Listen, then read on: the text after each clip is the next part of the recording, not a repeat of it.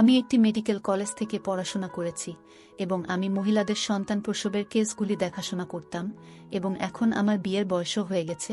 আমার বাবা মায়ের কাছ থেকে বিয়ের জন্য অনেক চাপ আসছিল। আমি এই হাসপাতালে কাজ করছি গত 2 বছর ধরে। কিছুদিন পর আমার বিয়ে, কিন্তু যার সাথে বিয়ে করছি তাকে বিয়ে করতে আমি চাইনি। আমাদের বাবা মা আমাদেরকে লেখাপড়া করে ডাক্তার বানিয়েছে। এখন তারা বলছেন আমাদের ইচ্ছামতো বিয়ে করতে হবে। যখন আমি ফোনে ব্যস্ত ছিলাম তখন আমি একটা খবর পেলাম। আমার সাথে থাকা একজন ডাক্তার আমাকে ডেকে বললেন যে রাতে এক মহিলার ডেলিভারি হয়েছে, তোমার নাইট ডিউটি ছিল না, খুব অদ্ভুত সমস্যা দেখা দিয়েছে।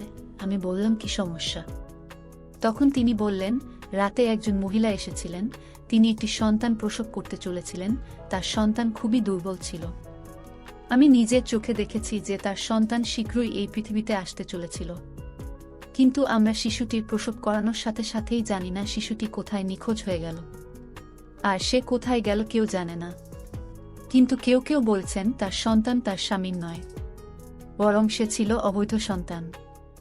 সেজন্য সে সন্তানকে এই পৃথিবীতে আনতে চায়নি। হয়তো ঈশ্বর সেই শিশুটিকে তার গর্ভ থেকে উধাও করে দিয়েছেন। সেই শিশুটি কোনো পশুর গর্ভে চলে গেছে। মহিলাটি যখন থেকে এ কথা শুনল তখন থেকেই সে পাগল হয়ে গেছে, আর তার পরিবারের লোকজন তাকে এখান থেকে তুলে নিয়ে গেছে। আমি বললাম এটা কি করে সম্ভব? সে বলল হ্যাঁ, আমরাও বিশ্বাস করিনি। কিন্তু শিশুটি যখন নিখোঁজ হয় তখন সে কোনো সিসিটিভি ক্যামেরায় ধরা পড়েনি, কোনো ঘরে তার কোনো ফুটেজও ধরা পড়েনি, কাউকে তাকে বের করে নিয়ে যেতেও দেখা যায়নি। আমরা জানি না কোথায় গেছে। আমি নিজেও অবাক।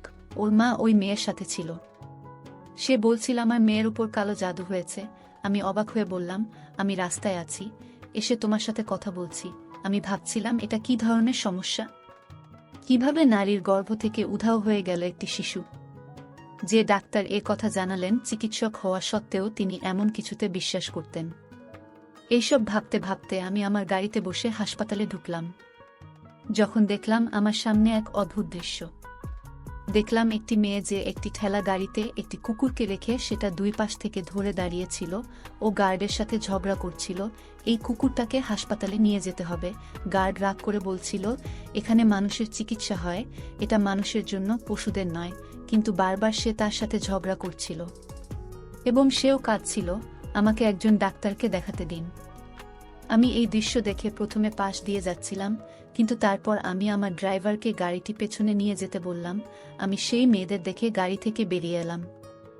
আমি বললাম আপনাদের কি সমস্যা আছে? সে বলল তুমি একজন ডাক্তার। আমি বললাম হ্যাঁ, কারণ আমি একটা কোট পরেছিলাম। সে বলল এই কুকুরটাকে দেখো, তার পেটে কিছু আছে। আমি বললাম এই কুকুরটা মারা গেছে। তারা বলল এটা মৃত, কিন্তু তার পেটে কিছু আছে। কুকুরের অবস্থা অদ্ভুত লাগছিল। কুকুরটির পেটের দিক থেকে খুব ফোলা ছিল।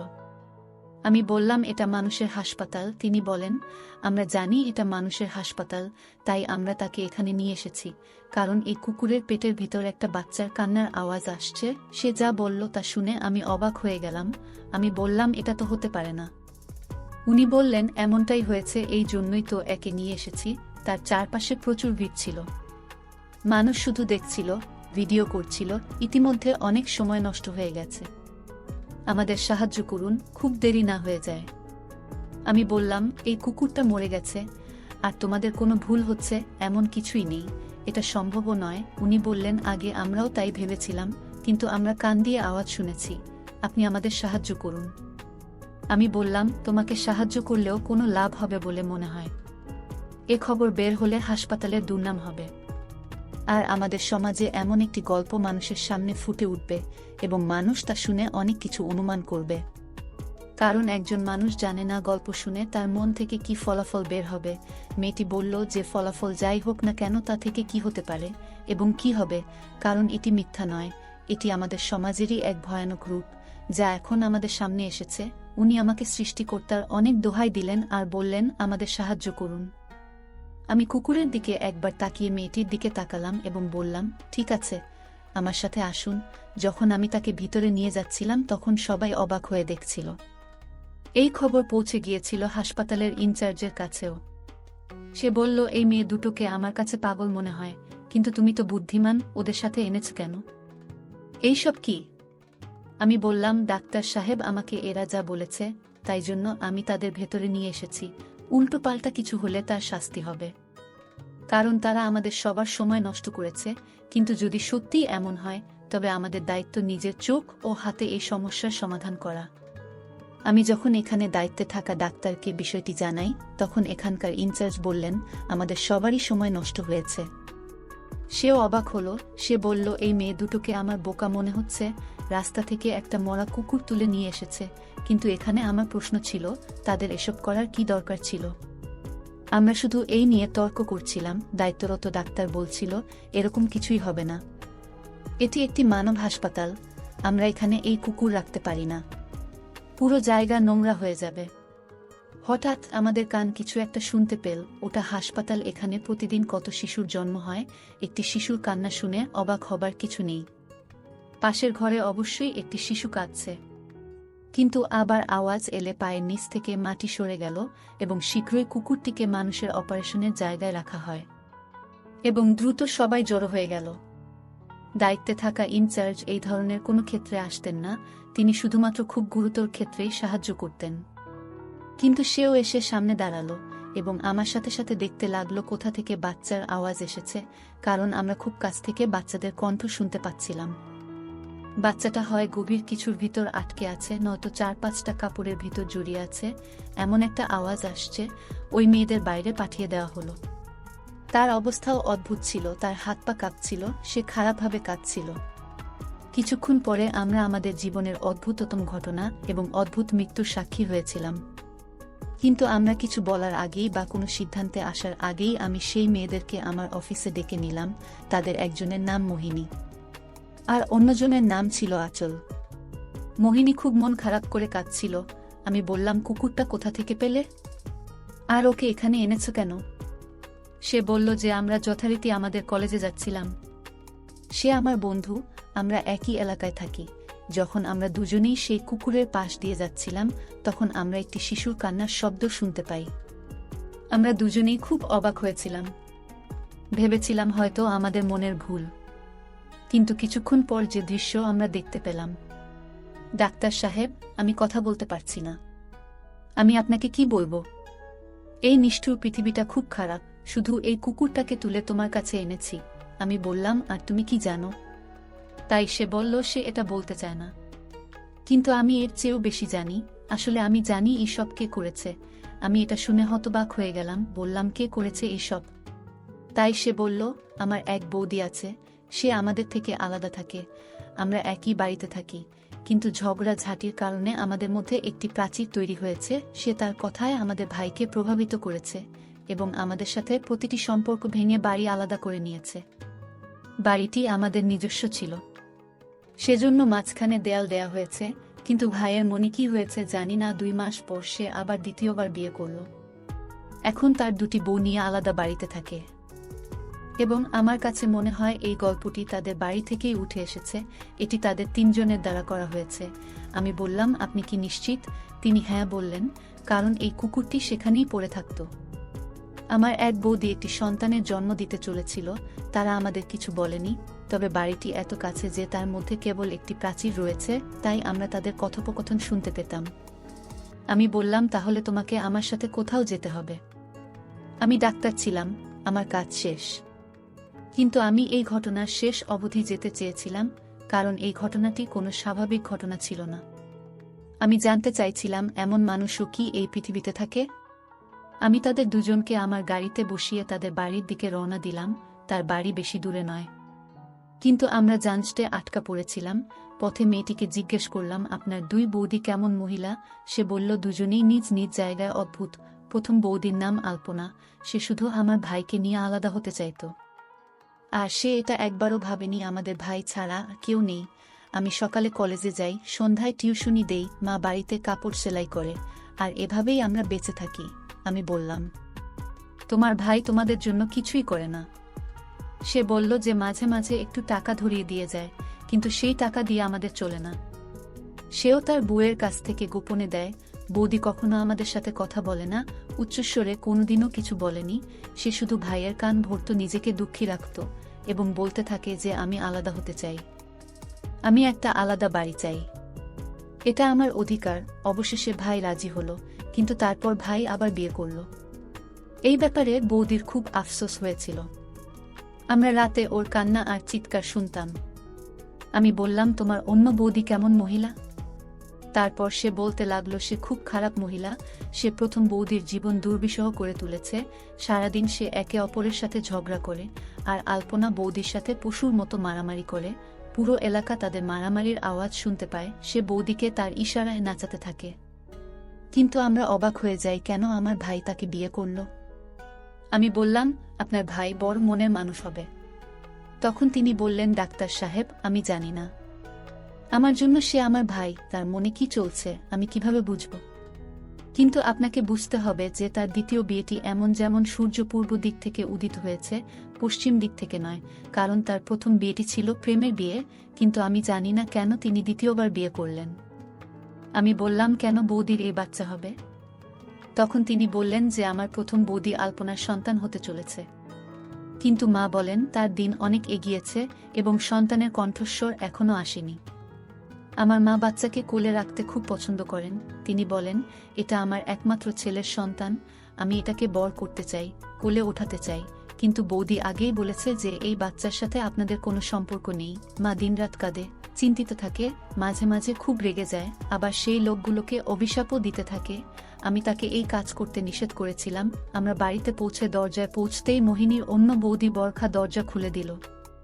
যখন আমি সেই মহিলাকে দেখেছিলাম, তখন আমি তাকে চিনতে পেরেছিলাম যে সে যেভাবে আটসাক পোশাক পরেছিল তাতে সে অন্য কোনো মহিলা নয়। এমনকি দিনের বেলাও তিনি এত মেকআপ পরেছিলেন। এই ধরনের মহিলারা তাদের সুরে পুরুষদের নাচানোর কৌশলগুলি খুব ভালো করেই জানেন, তাই তার ভাই দ্বিতীয়বার বিয়ে করেছিলেন। মোহিনীকে দেখে বলল, মোহিনা, তুমি এখানে কি করছো? আর এই ম্যাডাম কে? আমি বললাম, আমরা কি ভিতরে এসে আপনার সাথে কথা বলতে পারি? সে বলল, হ্যাঁ আসুন। আমরা দরজায় দাঁড়িয়ে কথা বলতে পারি না, কিন্তু আপনি কে?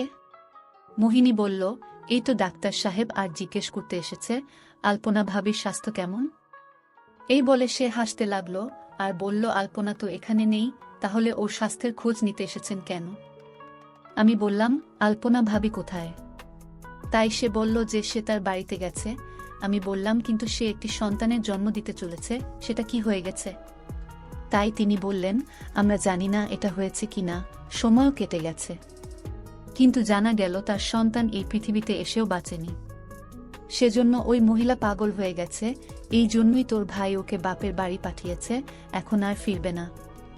সে তার সন্তানের জন্য এতটাই পাগল হয়ে গেছে যে সে আত্মহত্যার চেষ্টা করছে। যদি সে মারা যেত তাহলে দোষটা আমাদের সবার উপরেই পড়ত। সেজন্য সে এখান থেকে চলে গেছে। ভালোই হলো চলে গেছে। আমি মোহিনীকে বলতে লাগলাম যে যদি তাই হয় তাহলে সেই শিশুটি কোথায় যে আর এই পৃথিবীতে নেই? তাকে কি কবর দেওয়া হয়েছে? তখন তার জল্লাদ বৌদি উত্তর দিল খুব অদ্ভুতভাবে। সে বলেছিল যে তাকে কবর দেওয়ার কেউ ছিল না, তিনি আগেই চলে গেছেন এই পৃথিবী থেকে। ওর কথা শুনে আমিও রেগে গেলাম। আমি বললাম, মোহিনী, চলো তোমার অন্য বৌদির বাড়ি যাই, কিন্তু তার আগে আরও একটা জরুরি কাজ আছে। আমি উঠে বাইরে রাখা একটা খাটে বসলাম। মোহিনীও আমাকে দেখে অবাক হতে লাগলো। এবার আমার রাগ হলো, আর এইসব করার অধিকার আমার ছিল। আমি একজন ডাক্তার, আমার কাছে রিপোর্ট ছিল, আমার সাক্ষী ছিল। আমি জানতাম ওই মহিলার সাথে কি করা উচিত। তিনি বললেন, কাকে নিয়ে এসেছেন? না জানি না চিনি, আমি আপনার অতিথি হয়ে এসেছি আর আমাদের জিজ্ঞাসাবাদ করতে এসেছেন। এখন আমি জানতাম আমার কি করা উচিত। আমি ওই মহিলার এক্সপ্রেশন এবং বডি ল্যাঙ্গুয়েজ মোটেও পছন্দ করছিলাম না। সে তার স্বামীকে ফোনে ডেকেছিল, কিন্তু সম্ভবত সে কোনো কাজে ব্যস্ত ছিল। ফোনের ভিতর থেকে একটা ক্ষীণ কণ্ঠ এলো, আমি এখন আসতে পারবো না, 1 ঘন্টা পর আসব। আমি 112 ডায়াল করে খুব তাড়াতাড়ি পুলিশকে ফোন করলাম। মহিলাটি বিষয়টি জানতে পেরে অদ্ভুত অবস্থায় চলে আসে। এখন সে রেগে যায়, কখনো কথা বলে, কখনো বলতো আমাকে এখান থেকে বের করে দাও। আমি বলেছিলাম, আপনি এখান থেকে যেতে পারবেন না, পুলিশ আসবে এবং তারা নিয়ে যাবে। কিছুক্ষণ পর পুলিশ এলো। ভাইকেও ফোন করেছিলাম, তিনি একজন বিচক্ষণ মানুষ ছিলেন। তাকে সব বললাম, সেও অবাক হলো। এখন তিনি আমাদের সাথে ছিলেন।